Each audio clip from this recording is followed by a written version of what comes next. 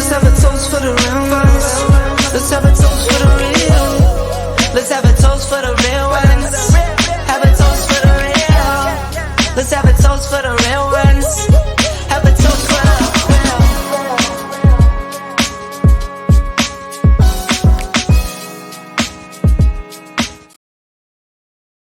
What's up, everybody? It's your girl T from Adventures of Spirits, and I'm here on Wednesday Spirit Scrutiny. I'm here trying these different samples that I was given to see if it's even worth putting on my bar.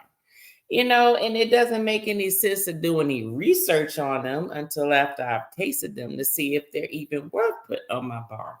But the last few weeks, if you've noticed, I've been reviewing whiskey and bourbon, but now I'm trying some gins. So you see some white liquor up here. It's all clear.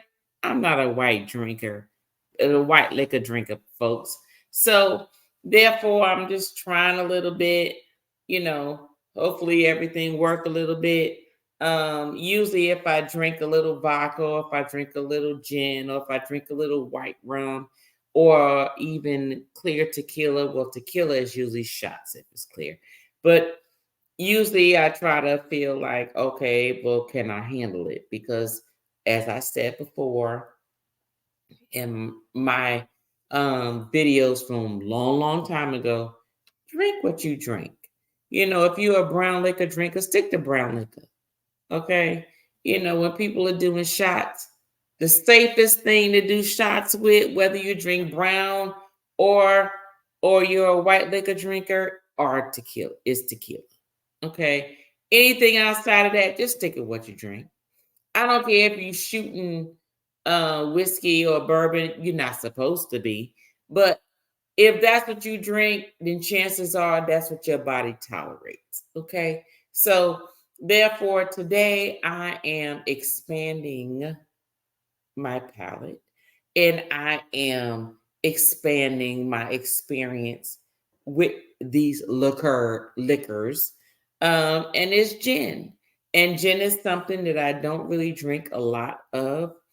But recently, during the vacation, I've actually tasted a drink where gin was involved, where I'm thinking, ooh, this is a good drink, but I think it's because even if there was no gin in it, I would have drank the drink anyway because the juice just tasted so good.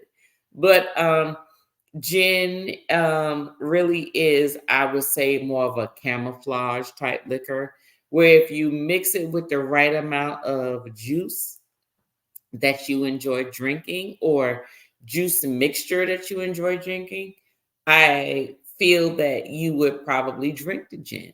Because one thing I can say about gin and vodka is that they actually go with everything. When you're talking about rum, unless you're talking about a white rum and whiskey, cognac, bourbon, those things are going to add flavor to whatever it is that you're actually mixing. So in this particular case, this is gin. So I'm actually trying it with you all. So let's see what it does. So from left to right, I went from lower proof to higher proof. Okay. So with this one is called Slipsmith London Dry Gin, and it is actually 83.2 proof. So let's see what this gin tastes like. And with this one, Slipsmith gin, the note says an excellent London dry with plenty of citrus, great for martinis. Okay, I'll keep that in mind. And so that's what this one is. This one is the Roku gin. Now, and it's from the Suntory distillery. I'm sorry, I'm belching. So excuse me. Let me go ahead and drink this water.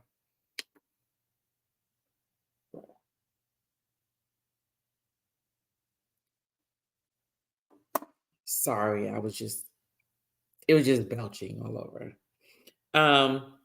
This Roku gin is distilled by the house Suntory in Japan. Now, I do have some rum and some whiskey by Suntory, but I've never tasted their gin. Okay. And it's more citrus forward, great neat or as a mixer. Since we'll be tasting it neat, it should be just fine. So let's pour a little bit in here and see what that does. Okay. And then this one is the Nikka Coffee Gin. And the Nikka Coffee Gin is basically distilled by the Nikka Whiskey Distillery, which I'm familiar with their whiskey, but I haven't tried all of their other liquors. Okay.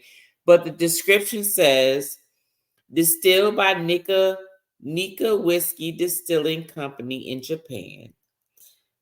Coffee refers to the type of still used to distill the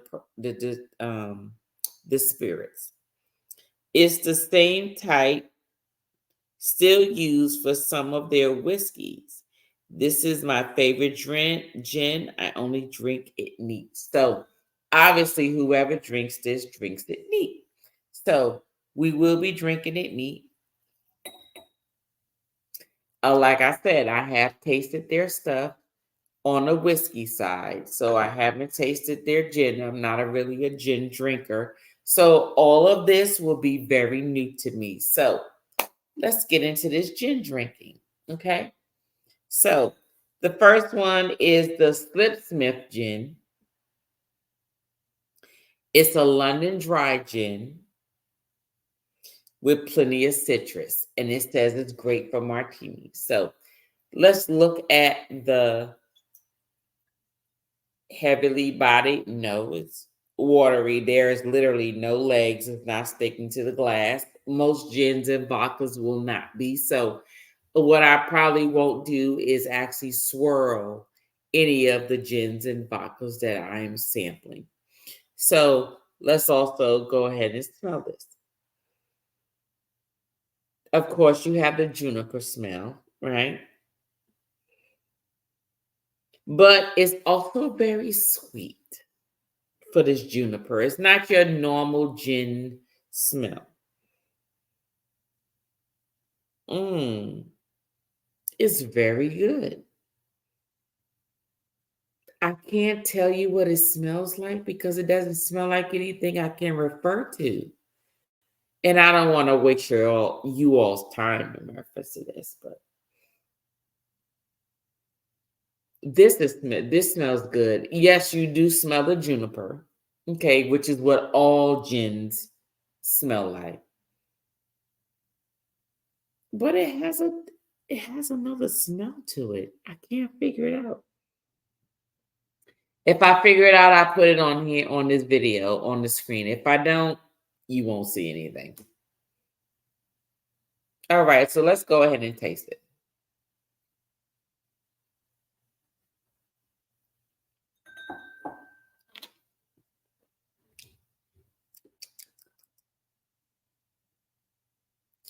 Tastes like a regular gin to me.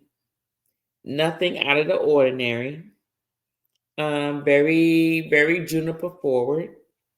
Very clean, because most gins and vodkas are very clean unless they infuse it with something else. So it's not going to be as complicated as a rum or a tequila or a whiskey or a bourbon or a scotch, so or a cognac. It's going to be very clean, which is the reason why it's white. It's clear.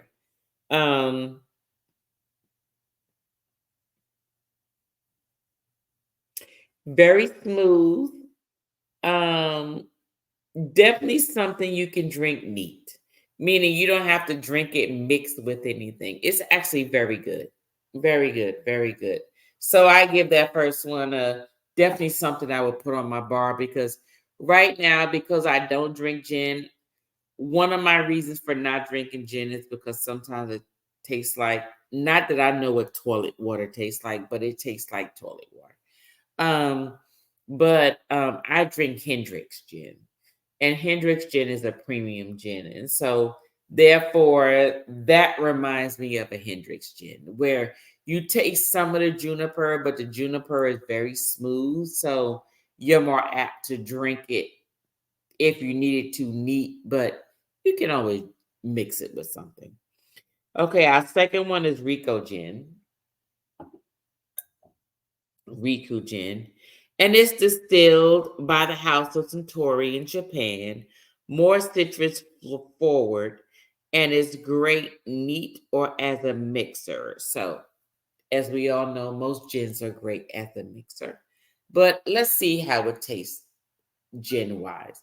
So, this gin, very watery. Okay, this is juniper forward, but this one also has another note. This has and like I said, it's very citrus. It's very lemon, more of a lemon lime or lime taste. Lime note, basically, bouquet, basically.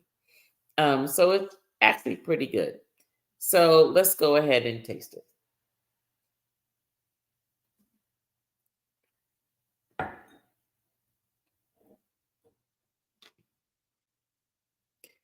This is very citrus forward.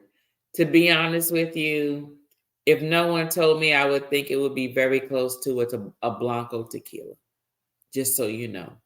This one right here, this Rico gin is definitely something I would put up on my bar. Definitely something I would put on my bar. Yes, it's very citrus forward, but it's the citrus forward to the point where you would think that, like, let's just say it's someone who's just now starting to drink. If you give them a Blanco tequila and this Roku gin, you would think that they were similar, just so you understand. So, number two, definitely something I would put on my bar. Okay. Um, Third one is a Nikka coffee gin. Now, I'm very biased to the Nikka coffee because the Nikka coffee is by the Nikka Whiskey Distillery. And I actually like their whiskey. I haven't tasted their gin, so let's see what that tastes like.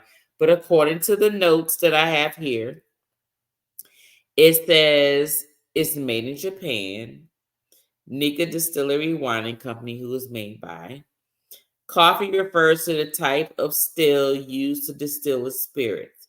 It's the same type still used for some of their whiskeys, which is my favorite gin. I only drink it neat. Okay, so this is supposed to be a gin that you would drink neat. Okay, so in terms of the texture, there's no bodiness, so it's very light body. Okay, so it has a different note. So it has your usual juniper. It also has the citrus, but it also has like a bouquet of flowers. Put you in the mind of ponies. If it's like ponies. I'm trying to think of those flowers that you can smell most of the year that really gives off that aroma. Like I said, juniper, citrus, but also like an orange citrus, a grapefruit citrus, in addition to lime citrus.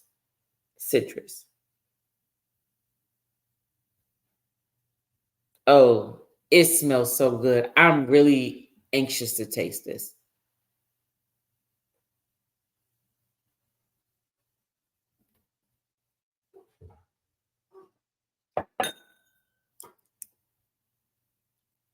Woo!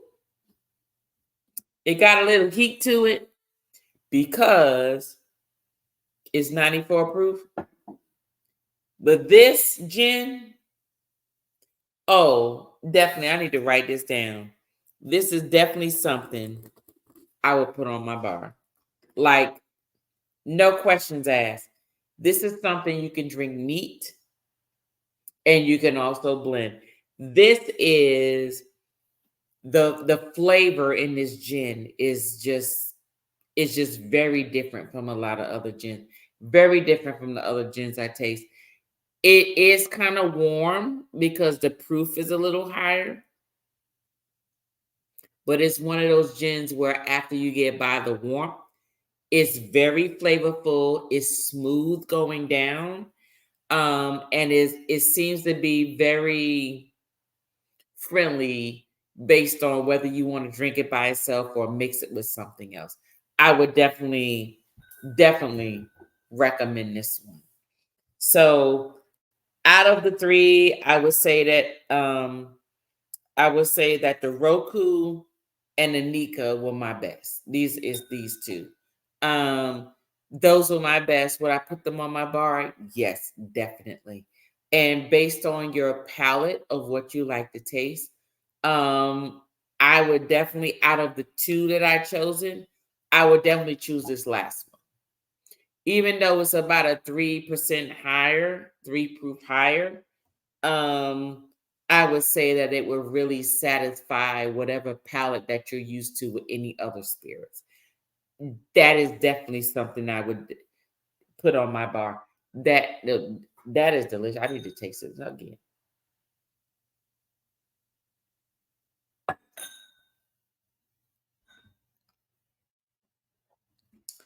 Oh, most definitely. Most definitely.